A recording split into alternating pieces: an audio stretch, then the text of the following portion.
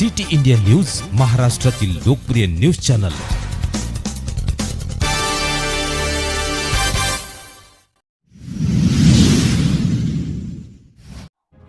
POCSO अंतर्गत पारोळा पोलिसात गुन्हा दाखल। पारोळा तालुक्यातील दळवे या गावी राहणार मुलीच्या आईने पारोळा पोलीस ठाण्यात दिलेल्या फर्यादीवरून आरोपी राकेश शांताराम पाटील वय 28 वर्ष याने मुलीचे वडील सकाळी 4 वाजता दूध धुण्यासाठी गेले असता आई घर कामात असताना मुलीच्या घरासमोरील राकेश याने 12 वर्ष 9 महिन्याच्या मुलीचा हात धरून ओढत नेऊन समोरील खाटेवर दाबून धरले। मुलीचा ओरडण्याचा आवाज ऐकून मुलीची आई व भाऊ त्या दिशेने जात असताना आरोपी याने यांना बघितल्यावर तेथून पळ काढला।